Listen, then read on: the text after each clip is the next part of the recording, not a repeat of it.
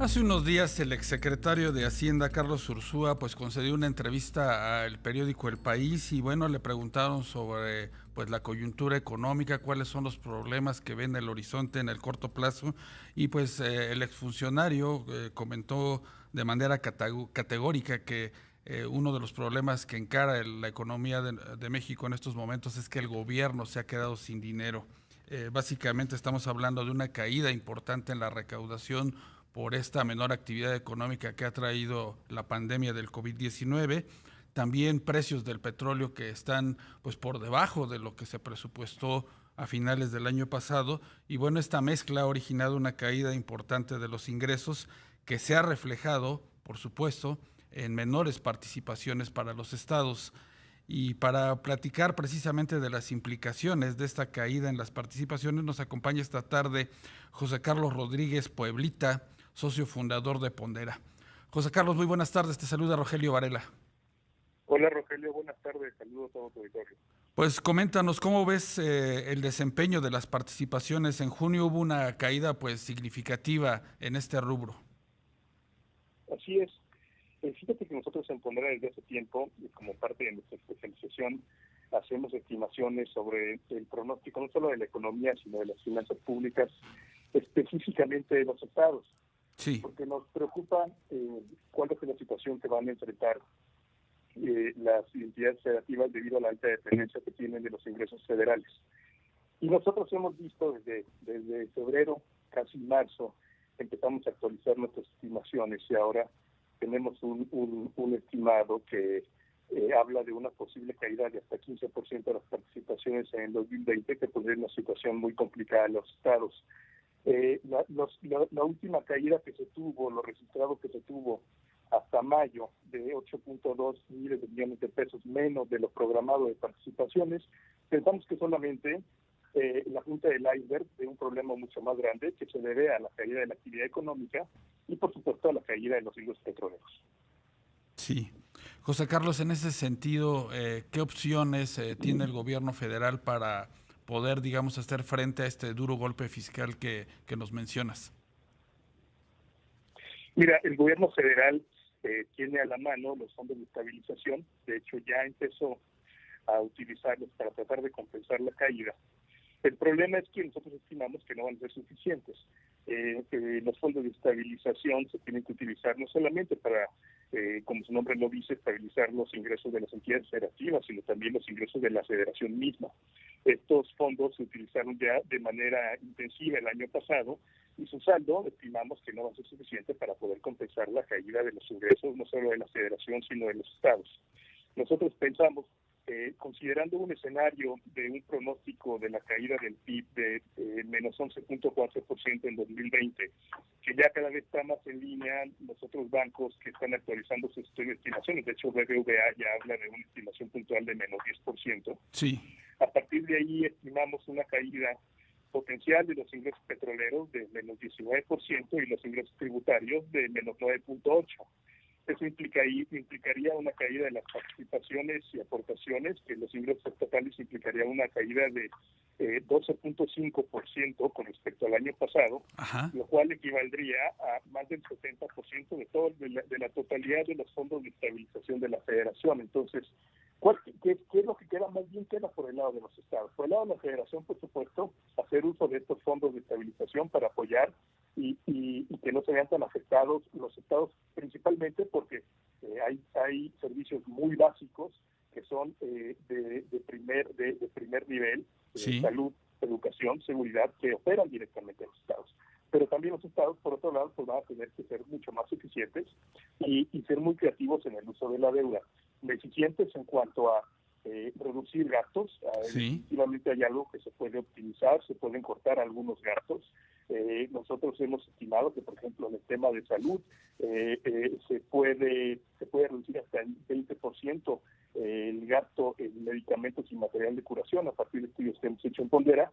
Y por otro lado, pues bueno, hacer uso de créditos de corto plazo que ayuden a poder sortear este agujero en las finanzas que van a tener que visualizar para finales de este año. Sí. José Carlos, hace un momento te refieres al tema de la salud. Hay algunas quejas de los estados en el sentido de que, pues, no obstante, pues, lo fuerte que ha sido esta pandemia del COVID-19, no han recibido recursos adicionales precisamente para atender este tema. Eh, ¿Cuál sería la expectativa para un escenario donde vemos que, pues, no ceden los contagios, siguen, digamos que sujetos a una gran presión los servicios de salud de los estados?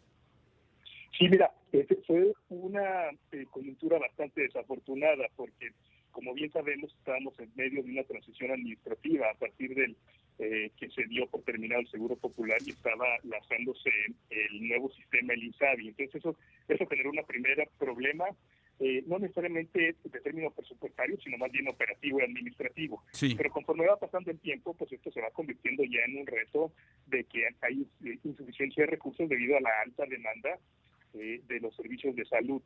Pienso que lo que van a tener que hacer los estados definitivamente es que tienen que priorizar el uso de los recursos en el tema de salud y focalizar los recursos, que eso es muy importante. Cada vez han aprendido más y van muy rápido en cuanto a tener sus propios modelos y poder identificar dónde se encuentran los focos de infección y poder activarse de manera rápida para tratar de contener la pandemia. Hay algunos estados que tienen, por supuesto, mucho mayor presión debido a la densidad de población, al hacinamiento, a los bajos niveles de cobertura, de seguridad social, como es la Ciudad de México, por supuesto, y el Estado de México.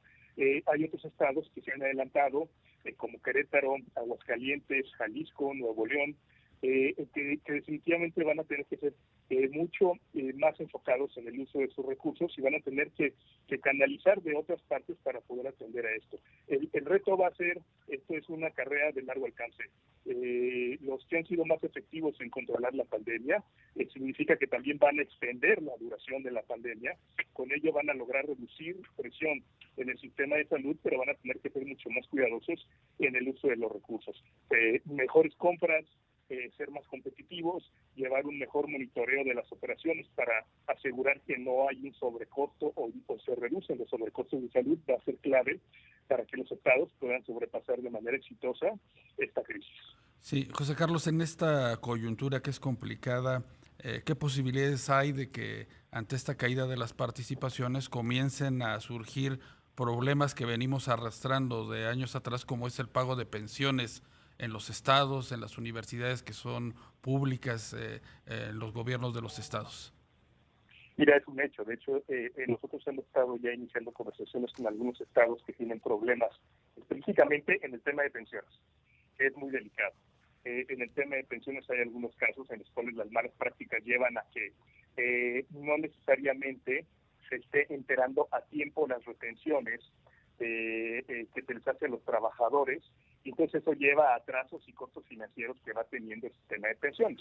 Y por otro lado, pues bueno, que claramente debido a la caída de la actividad económica y a la gran presión que se tiene de los retiros que se están dando actualmente, hay muchos estados que ya están llegando al nivel de insolvencia por el lado de sus pensiones. Entonces, pues van a tener que hacer, por un lado, algunos de ellos están pensando en hacer reformas paramétricas, hacer cambios, por ejemplo, es muy conocido lo que trató de hacer en el Estado de México por parte del ICEMIL y que el Congreso revirtió y están ahorita en un proceso de renegociación, pero por otro lado también se pueden hacer ajustes de índole reformas, digamos, con minúsculas, muchos mejores controles, reducir ciertos gastos y por supuesto asegurarse de que el dinero se entera en tiempo y forma a las arcas de los estados. Eso por el lado de las pensiones. Por el lado del sistema de salud en general, como mencionaba, tienen que ser mejor, más competitivos,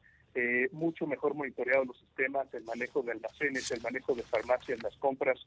Eso va a reducir los sobrecostos, que puede ayudar a que entonces realmente puedan afrontar esta situación y que la reducción de las participaciones no se convierta en un problema de servicios públicos. Recordemos que son servicios públicos, como mencionaba en un principio, bien básicos, que la población resiente inmediatamente cuando se dejan de surtir. Y estos los estados, pues bueno, tienen la gran responsabilidad de dotarlos, pero a la vez tienen la gran oportunidad de hacer una diferencia. Claro. Pues queremos darte las gracias esta tarde que nos hayas acompañado en Negocios en Imagen, José Carlos. Un buen inicio de semana. Igualmente, Rogelio, muchas gracias por la oportunidad. Saludos al auditorio. Gracias.